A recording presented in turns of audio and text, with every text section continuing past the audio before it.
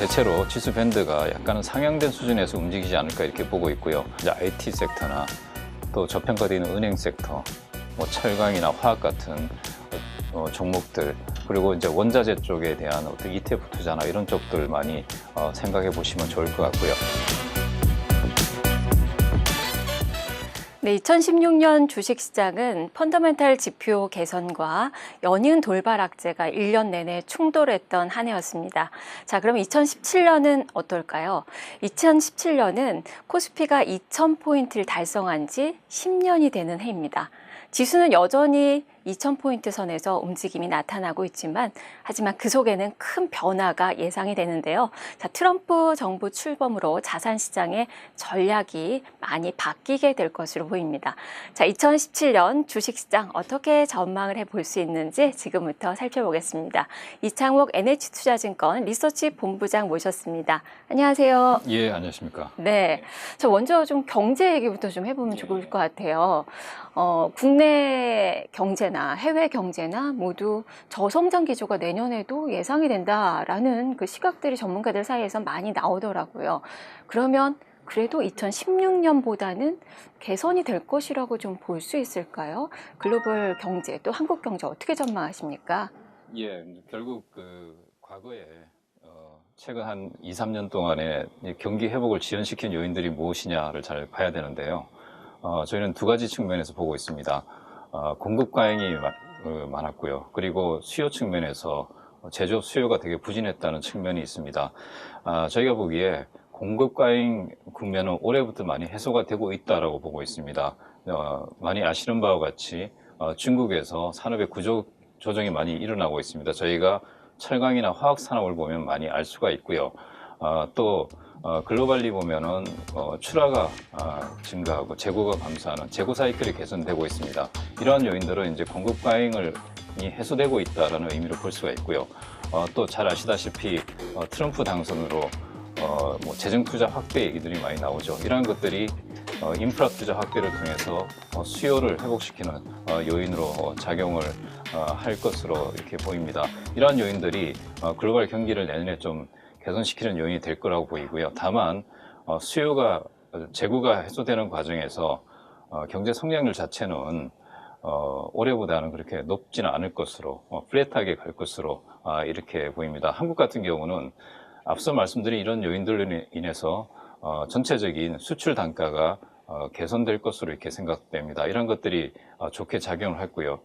다만 이제 한국 내부적으로 들어오면은 올해 이제 성장을 이끌었던 건설 투자 쪽이 내년에는 이제 부동산 경기가 꺾이면서 조금 부진할 것으로 이렇게 보입니다. 이런 것들이 이제 부정적인 요인으로 이렇게 작용을 할 것으로 이렇게 생각이 됩니다. 네, 일단은 뭐 내년에 글로벌 경제는 완만한 성장세를 좀 예상을 해볼 수 있을 것 같은데 네, 맞습니다. 국내는 내수는 여전히 좀 좋지가 않고 예. 수출 쪽의 기여도가 높아질 것으로 예, 해외 쪽에서 여전히 좀 예. 답을 좀 찾아야 될 것 같네요. 예.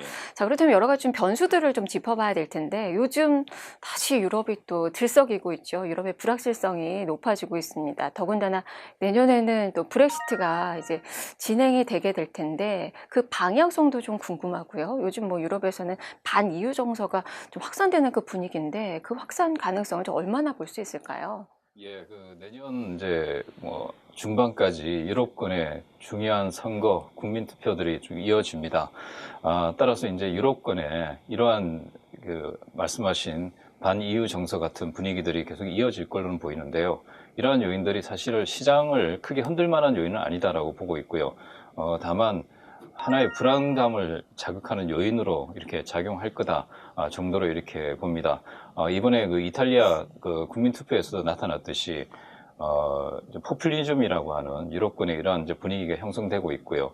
또 반난민 정책, 또 유로 탈퇴 분위기, 이런 분위기들이 내년 상반기까지 뭐 독일이나 또 네덜란드, 프랑스, 이탈리아 등의 이제 선거를 통해서 표출될 리스크 요인들은 좀 있다고 생각을 합니다. 다만 이러한 이제 불안 요인들이 형성될 때마다 ECB라든지 이런 제도권에서 어떤 정책적인 보완책들을 내놓을 것으로 이렇게 보입니다. 이러한 것들이 이제 시장을 안정시키는 요인으로 작용을 할 것이다라고 봅니다. 네. 아무래도 20에서 시장을 달래는 그 카드가 좀 나와주겠죠. 예, 예. 이러한 기대감 때문에 불확실성은 좀 있지만 주식시장에 예, 큰 예. 악재가 되지는 않을 것이다 예, 라는 예. 그 시각이시네요. 예, 유럽은 그렇고 이제 또 주목을 해봐야 될 게 미국인데 예. 미국의 변수하면 이제 금리 인상을 꼽을 수가 예, 있겠죠. 지금 금리 인상이 시작이 된 예. 가운데 2017년에는 계속 금리 정상화가 진행이 될 텐데요. 과연 우리 주식시장이 좀 감내할 만한 그 수준이 될지, 그리고 이제 미국의 금리 인상 가능성에 지금 달러와의 강세가 아주 강하게 나타나고 있는데 이게 추세적으로 강해질런지, 그런 부분들이 주식시장에는 상당히 큰 변수로 작용할 텐데요. 어떻게 전망하십니까? 이제 시장의 관심은 앞으로 몇 번 더 있을 것이냐, 그 내년에 몇 번 있을 것이냐, 이제 관심의 초점이 모아질 것으로 보이고요. 저희는 내년에 한 두세 번 정도의 기준금리 인상을 예상을 하고 있습니다. 우리가 이제 기준금리 인상의 영향을 파악할 때는 결국은 경기 회복의 속도하고 금리 인상의 속도, 어느 쪽이 더 빠르냐에 대해서 우리가 관전을 해야 될 것으로 보이고요. 과거에 금리 인상 얘기가 나올 때마다 시장이 흔들렸던 것은 결국은 이제 경기 회복이 거기에 못 따라갔기 때문에 흔들렸다고 좀 보고 있고요. 최근에 이런 경향들을 보면은 경기 회복은 이루어지고 있는 상황에서 금리 인상이 이제 점진적으로 이루어지는 이런 상황입니다. 따라서 기준금리 인상이 시장에 크게 악재로 작용할 요인은 아니다. 경기 회복을 감안해 보면 이렇게 이제 판단을 내릴 수가 있고요. 이제 달러와 강세에 대해서는 최근에 이제 트럼프 당선 이후에 달러가 많이 강세로 가고 있고요. 이런 것들이 이제 신흥국에서 자금이 빠져나가는 이러한 이제 영향을 주고 있는데요. 저희가 보기에 결국 달러 강세라고 하는 것은 미국의 시장 금리가 언제까지 오를 거냐, 또 그 이면에 인플레이션 기대감이 언제까지 생길 거냐가 중요하다고 봅니다. 대체로 저희는 내년 한 중반 정도 경에는 이러한 것들이 좀 꺾일 것으로 보입니다. 그럼 달러 강세가 좀 꺾이면서 신흥국의 자금이 다시 들어오는 이런 이제 상황이 연출될 것으로 이렇게 보이고 있고요. 따라서 내년 상반기 중에는 우리가 한국을 비롯한 신흥국에 대해서 또 긍정적인 우리 투자 자세를 가질 만한 시점이 올 것이다라고 이렇게 생각이 듭니다. 네.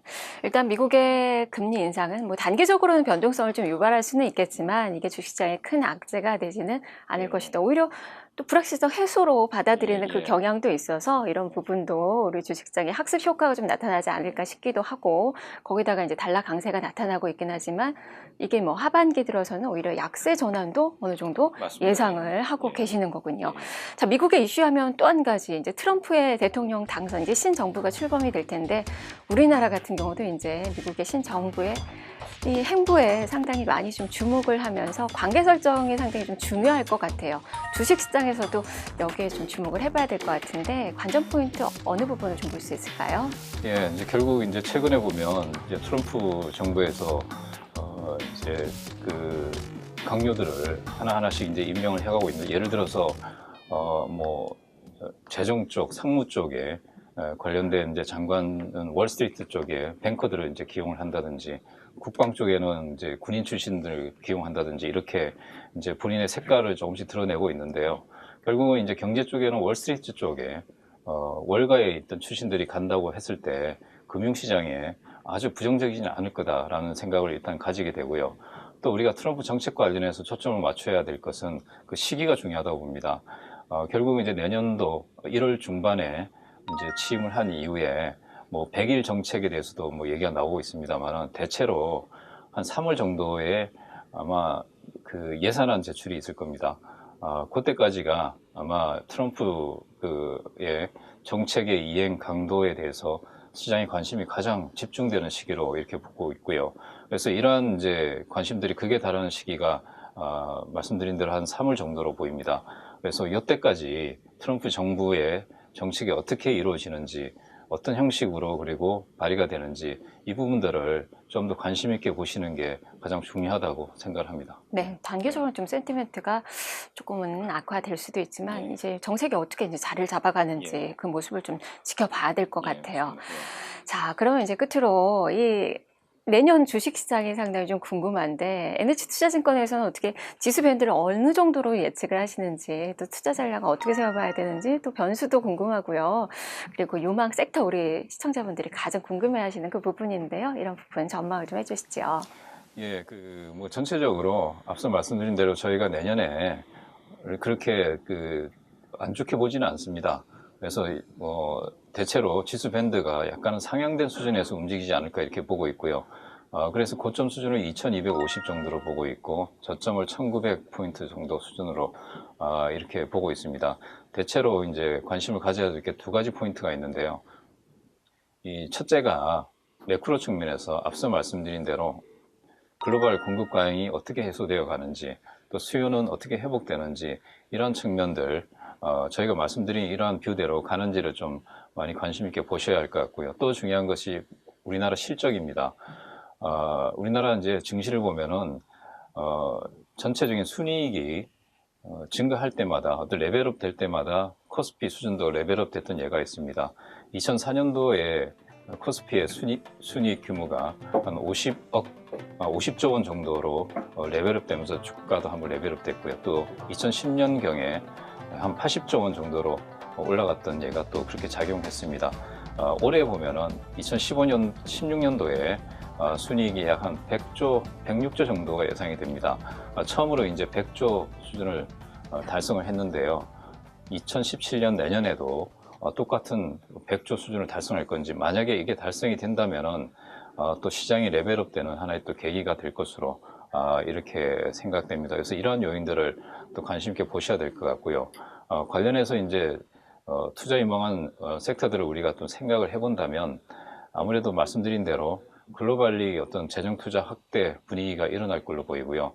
또 이에 따라서 인플레이션 관련된 기대감들이 많이 형성될 걸로 보입니다. 그래서 인플레이션 관련된 관련 종목들, 수혜 종목들, 예를 들어서 뭐 철강이나 화학 같은 종목들, 그리고 이제 원자재 쪽에 대한 어떤 ETF 투자나 이런 쪽들 많이 생각해 보시면 좋을 것 같고요.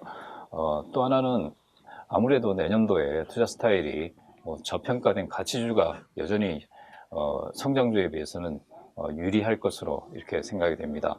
이런 가치주 범주에 있는, 그러니까 저평가된 범주에 있는 섹터들 또 위주로 해서 또 보면은 좋은 성과가 있을 것으로 이렇게 생각을 합니다. 네, 예. 자, 오늘 귀한 시간 내주셔서 너무 고맙습니다. 감사합니다. 예, 감사합니다. 내년 주식시장의 변동성 수위는 대내보다는 대외 변수에 의해서 좌우될 것으로 보입니다. 자, 오늘의 인터뷰는 불확실한 변수들을 살펴보고 내년 주식시장을 미리 전망을 해봤습니다. NH투자증권 이창목 리서치 본부장과 함께했습니다.